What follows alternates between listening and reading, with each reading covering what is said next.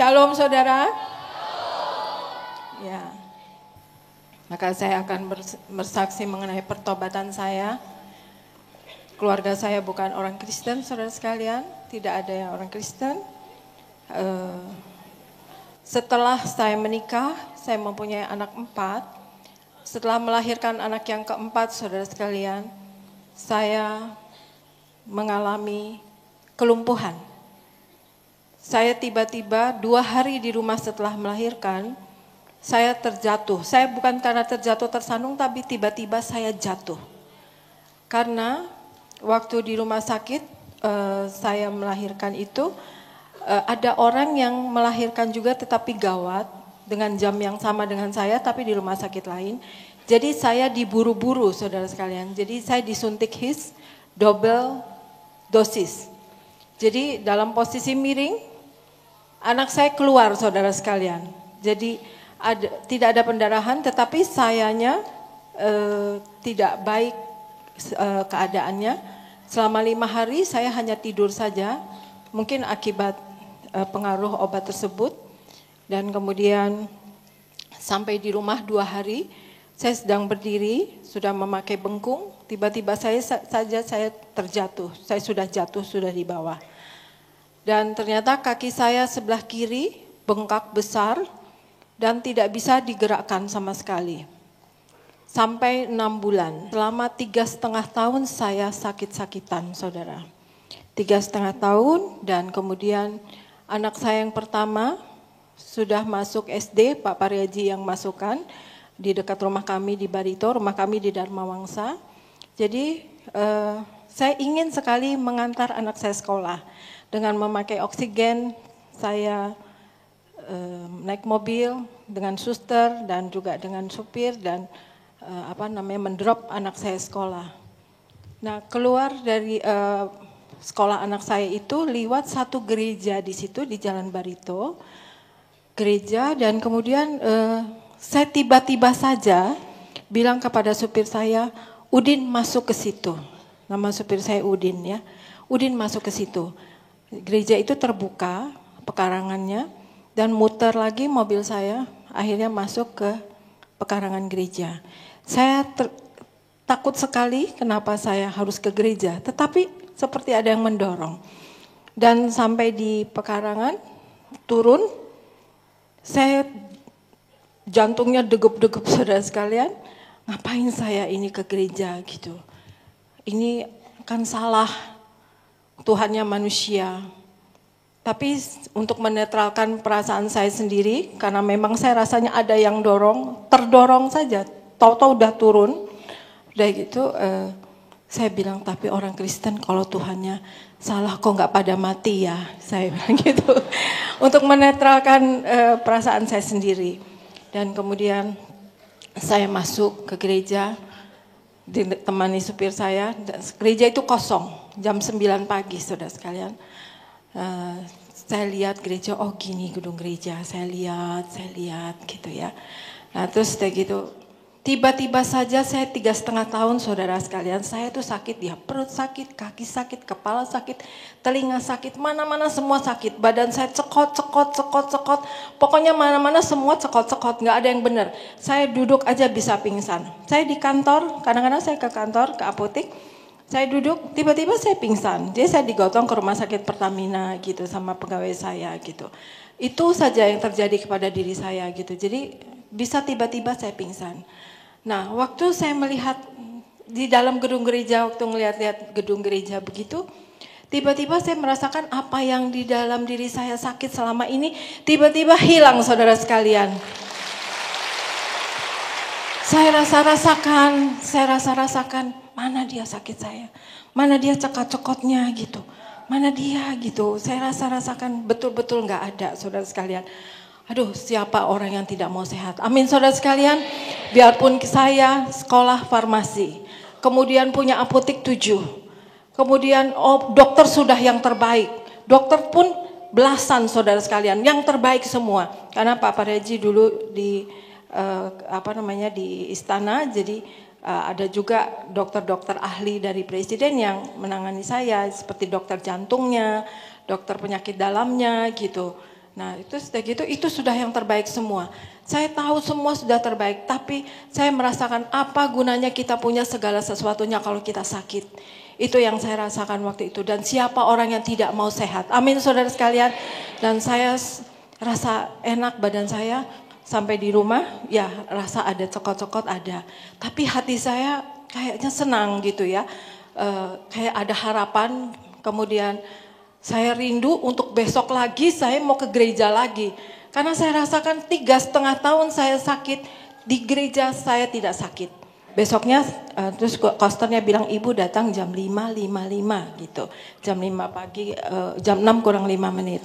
Nah saya tidak sabar karena apa saudara sekalian, dalam 3 hari itu saya ke gereja, kaki saya yang bengkak 3,5 tahun yang disedot oleh dokter saraf, ada lagi airnya, disedot lagi lututnya, ada lagi airnya saudara sekalian, sampai dokter tuh, dokter semua kan gabungan mereka tim gitu ya, sampai dokter jantung, dokter saraf, dokter apa yang lain itu sampai bingung ini air dari mana, ini bagaimana, ibunya masih muda, saya masih muda, masih umur 27-28 tahun, 27 tahun saudara sekalian. Nah terus kayak gitu, ini bagaimana kok begitu gitu ya, dari mana ini? Dan itu cukup parah karena lama sekali 3,5 tahun. Nah akhirnya saya ke gereja 3 tahun, kaki saya yang bengkak itu kempes saudara sekalian. 3 hari saya ke gereja. Saya yang tadinya tidak bisa pakai sepatu, saya hanya pakai sendal karena kaki saya sebelah kiri besar sedikit ya, lebih besar daripada yang kanan. Jadi tidak pakai sepatu, jadi pakai sendal. Saya bisa pakai sepatu. Saya coba-coba pakai sepatu hak tinggi yang 9 cm bisa saudara sekalian.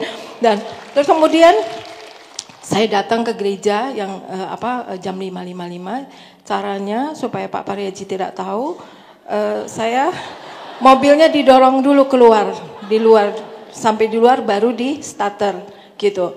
Nah saya bisa jalan jauh, rumahnya cukup besar saudara, cukup panjang ya gitu. Jadi jalannya jauh juga gitu. Jadi saya sehat, tadi biasanya jalan sedikit saja saya sudah pusing, kunang-kunang dan bisa kalau nggak dijaga saya bisa pingsan.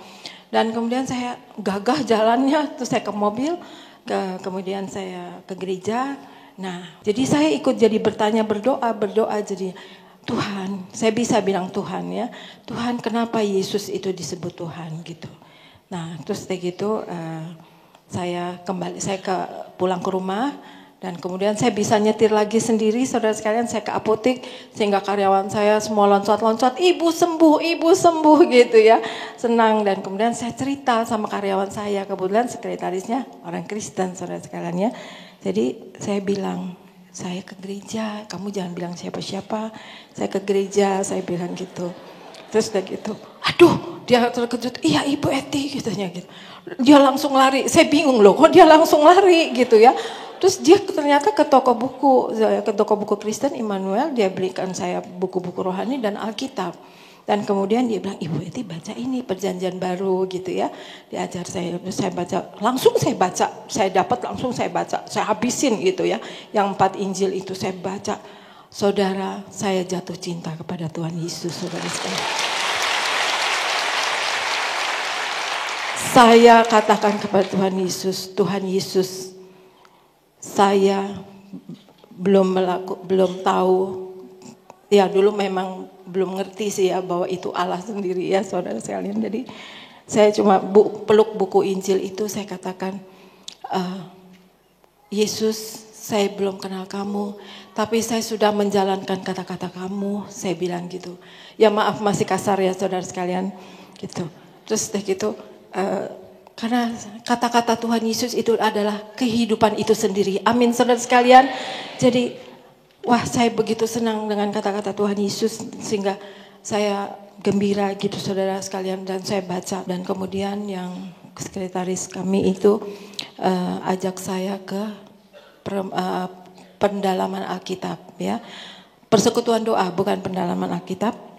Persekutuan doa. Terus saya bilang saya takut nanti mereka tahu saya bukan agama Kristen gimana, saya bilang gitu. Oh enggak, mereka udah tahu Bu Eti gitu.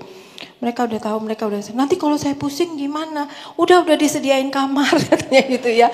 Takut saya pusing, takut saya pingsan atau apa gitu ya. Jadi udah disediakan kamar katanya gitu. Terus kayak gitu, saya masih belum percaya saya sembuh saudara ya, gitu. Meskipun sudah tidak sakit lagi, bahkan saya sudah ke dokter saudara sekalian, dites, kan kalau dokter saraf semua dites, apa jalan di satu garis gitu ya saudara, itu normal saudara sekalian, itu dengan ke gereja 1 minggu kalau nggak salah gitu, itu normal saudara sekalian. Nah, terus tapi saya kan kadang-kadang nggak percaya diri gitu, udah disediakan kamar katanya. Nah, waktu PA itu, PD itu, pendetanya khotbah, dia bilang, dia khotbah, saya dengan sendirinya mengerti bahwa Yesus adalah Allah sendiri yang turun ke dunia menjadi manusia. Dan kemudian saudara sekarang badan saya jadi panas sekali. Selesai dari PD itu, ternyata ada doa syafaat. Di situ ada 40 ibu-ibu dan ada 15 penginjil gitu. Nah, penginjil itu datang dari sekolah Alkitab.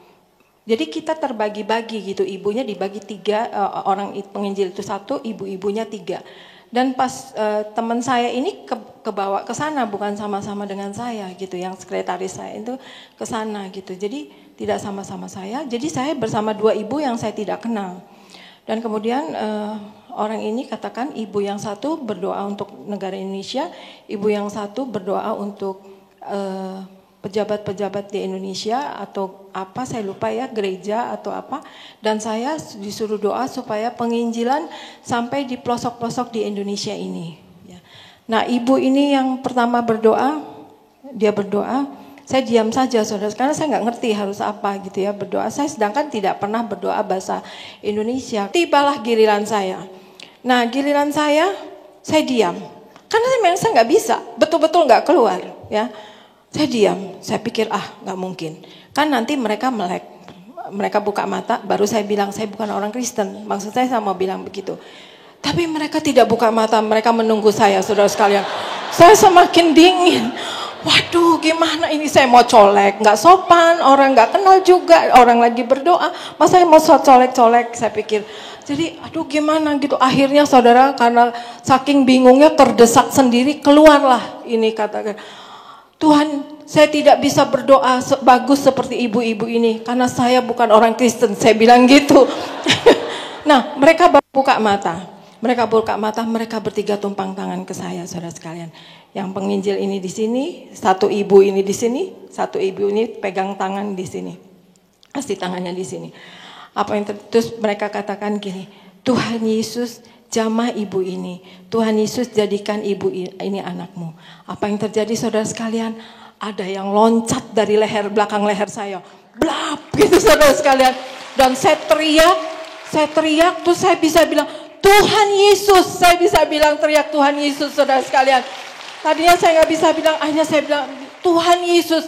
Saya minta Mas Mariaji hidup di dalam Engkau Tuhan Yesus. Saya minta keempat anak-anak saya, Andila, Aristo, Argo, Arseto hidup di dalam Tuhan Yesus. Saya katakan begitu, karena saya posisi teriak saudara-saudara sekalian, mereka semua jadi kacau. Mereka jadi semua ngelihat ke saya gitu. Akhirnya mereka semua ngerubung ke saya. Oh ada orang agama lain masuk gitu ya. Terus deh gitu, akhirnya mereka ya udah kenal-kenalan, bicara-bicara. Dan saya akhirnya ya ada kelepasan dari diri saya. Saya rasa lega gitu bisa bilang Tuhan Yesus. Saya begitu excited gitu ya untuk mengetahui Tuhan Yesus. Nah akhirnya saya belajar baca sendiri Alkitab, kok gini tebel ya, saya nggak bisa. Apalagi yang perjanjian lamanya, saya nggak bisa baca saudara sekalian. Jadi saya tergerak untuk memanggil pendeta. Manggil pendeta, saya tanya teman saya yang lain yang Kristen. Dan kemudian dia kasih pendetanya, suami istri. Dan kami berempat gitu. Nah itu buka di apotek saya di Kiai Maja. Dan kebetulan tempatnya emang besar, ada hall, kemudian ada ruangan dan gudang saya jadiin satu gitu. Itu sebelum banyak orangnya, memang masih sedikit, tapi lama-lama saya buka dalam tempo 3 bulan, 3 bulan setengah saudara sekalian, itu jadi banyak, jadi 300 ibu-ibu saudara sekalian. Dan itu hari Rabu, mulanya saya buka hari Rabu, pendetanya itu saja. Dan bukunya tebal, buku kependetaan sebetulnya, tapi ada mengenai iman, mengenai puasa, mengenai apa-apa komplit di situ. Dan kemudian saya membuka hari Senin, karena saya yang mau belajar, maaf ya, bukannya saya ingin buka PD, saya nggak ngerti, karena saya ingin belajar Alkitab gitu. Saya buka hari Senin, saya bikin hari Senin, itu pendetanya ganti-ganti, tapi kasih tema untuk 3 kali. Satu pendeta 3 minggu tiap hari Senin.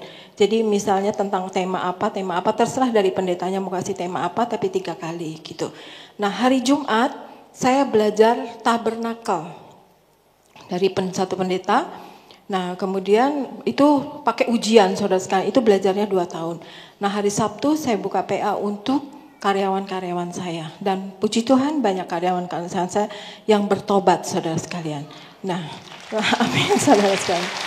Nah di PA itu waktu selama PA saudara sekalian, mungkin karena tempat-tempat saya ya, jadi pada ada pendetanya, saya kadang-kadang suruh ada ibu-ibu yang minta didoakan yang sakit atau yang rumah tangga atau masalah ekonomi gitu. Saya bilang doa pendetanya, enggak mau sama ibu Eti aja gitu. Waduh, saya ini kan bukan pendeta, saya pikir gitu kan, saya bukan yang melayani gitu. Terus tapi saya dorong terus, orang-orang mesti begitu, saya dorong dulu ke pendetanya didoain. Udah didoain tetap minta didoain ke saya gitu. Nah, yang mengesankan hati saya yang saya tidak bisa lupakan, yaitu ada seorang ibu kena kanker kaki, telapak kaki saudara sekalian. Hari Senin dia datang di PA, saya suruh doa dengan pendeta, sama sekali dia mati-matian gak mau, sama Ibu Eti katanya gitu. Wah, saya doa dengan sederhana saja, Tuhan Yesus jamah ibu ini, Tuhan Yesus sembuhkan dalam nama Tuhan Yesus, amin. Saya cuma gitu, saya tupang tangan. Nah kemudian itu hari Kamis dia harusnya dioperasi, dipotong kakinya. Datangnya hari Senin. Hari Kamis dia ke rumah sakit rupanya, terus difoto lagi dan dibuka itu balutannya, kankernya hilang saudara sekalian. Hari Senin dia datang ke tempat saya, PA, kakinya sudah napak lagi jalan biasa. Sewaktu sebelum itu kakinya dia taruh di atas bangku, dia angkat kakinya saudara sekalian. Dan banyak sekali saya mendoakan yang membuat saya excited, kok di dalam Yesus begini luar biasa gitu. Yang saya tahu memang menyembuhkan orang sakit ya, tetapi yang penting kan kebenarannya saudara sekalian ya. Dia Allah sendiri yang turun ke dunia menjadi manusia. Amin saudara sekalian. Dan kemudian saudara sekalian kuasanya nyata saudara.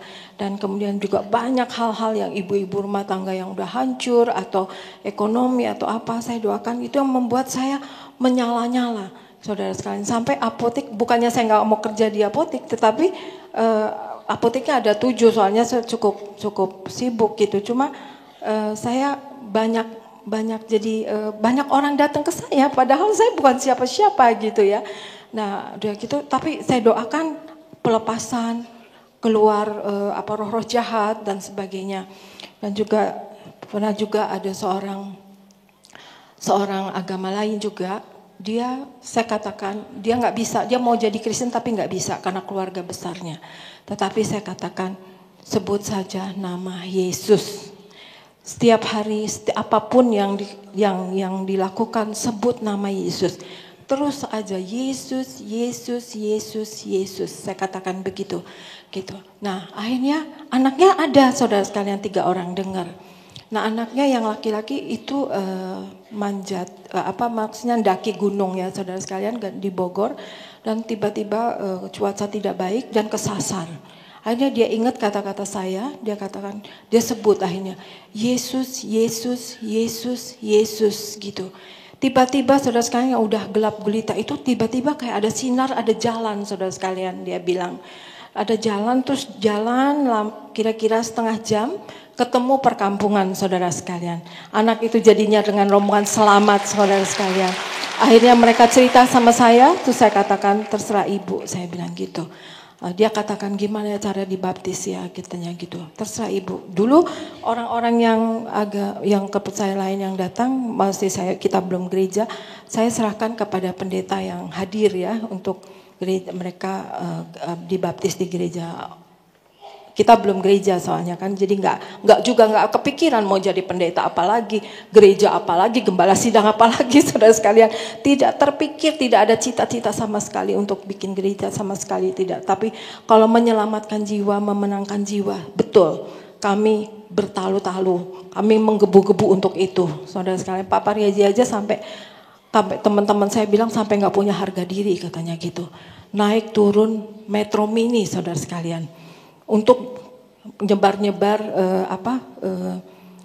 Injil Lukas, Injil Yohanes, beli di lembaga Alkitab ya saudara sekalian. Kami ada ruangan, ada kamar banyak itu diisi sampai ratusan ribu Injil saudara. Jadi kita berdua itu kemana-mana naik becak, belaga naik becak taruh Injil, di stand plat bus taruh Injil. Nanti pagi-pagi jam 7 kita liwat lagi, oh udah habis, berarti udah diambil orang. Dulu kayaknya masih aman saudara sekalian ya, dulu masih enak dibanding sekarang ya. Sekarang agak riskan, tapi dulu oke lah, bagus untuk penginjilan gitu, masih oke. Nah kemudian saudara, akhirnya saya banyak nubuat-nubuat dari pendeta yang hadir, Ibu Eti, akan ada kegerakan besar melalui persekutuan doa wanita ini katanya gitu. Dan gitu, saya tapi nggak ngerti saudara sekalian. Pendeta-pendeta juga banyak menawarkan ke saya katakan bahwa ibu sudah menjalankan pekerjaan kependetaan. Jadi ibu jadi pendeta muda di gereja saya ya katanya gitu. Oh Pak, saya tidak cita-cita jadi pendeta. Saya bilang saya nggak mau jadi pendeta. Rasanya juga kayaknya gimana gitu dibilang pendeta, kayaknya aduh siapa sih yang mau jadi pendeta, nggak ada yang. Orang saya mau belajar Alkitab gitu. Saya itu saja. Tetapi memang senang sekali untuk membicarakan Yesus kepada orang-orang yang belum mengenal Yesus saudara sekalian. Dan juga banyak teman-teman saya yang tadinya meninggalkan Yesus, lihat saya bertobat, akhirnya mereka masuk kembali ke Tuhan Yesus. Amin saudara sekalian. Dan saudara, setelah berlama berjalan PA makin rame, sampai nggak ada kursi, sampai kursi pasien juga udah dia ambil sampai duduk di lantai apa. Banyak ibu-ibu yang minta ibadah minggu seperti kita gitu. Saya bilang ya saya nggak waktu itu masih nggak kepikir saudara sekalian ya. Karena saya pikir gimana sih gini orang-orang kok pada maksa-maksa gitu ya, pada bilang-bilang ini bikin kebaktian minggu gitu. Saya ini bisa bicara, bisa nyanyi. Saya memang main organ, saya dari kecil main piano dari umur 9 tahun. Jadi saya di PA, saya juga di gereja saya ya, gereja yang saya dibaptis itu, saya main organ. Tapi di PA memang saya main organ, ada MC-nya, ada pembicara. Tetapi saya kadang-kadang ya MC-nya tiba-tiba sakit, ya saya jadinya main organ sambil MC gitu. Pernah sekali waktu pendetanya juga nggak ada. MC juga pernah sekali waktu itu hujan banjir, saya nggak ngerti, lupa saya. Pokoknya bisa MC sama pendetanya nggak ada. Sedangkan ibu-ibunya penuh. Waduh, masa nggak dikasih firman ibu-ibunya? Akhirnya saya yang main organ sambil MC, kemudian saya yang jadi pembicara saudara sekalian. Saya kasih firman ke ibu-ibu, pokoknya ya. Terus saya doa juga, doa syafaat gitu. Nah, Bapak ngintip-ngintip saudara sekalian kerjanya.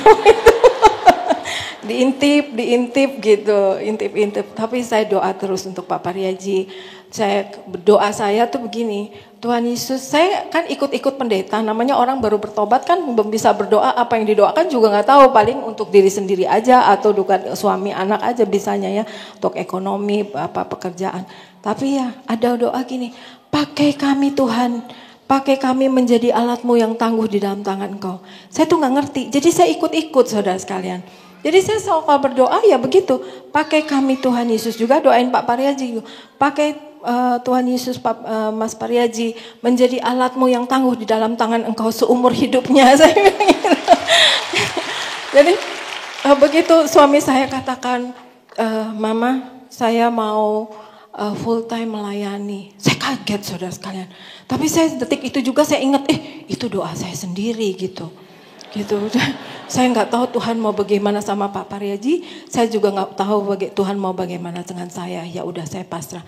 Ya udah biar nggak apa-apa, saya yang kerjain semua apapun, anak-anak, ekonomi apa segala, udah deh. Pak Paryaji pelayanan aja. Saya betul-betul saya senang karena saya tahu kualitasnya Pak Paryaji. Pak Paryaji itu orangnya berani mati, saudara sekalian. Dulu berani mati buat negara, buat presiden, buat apa gitu ya, buat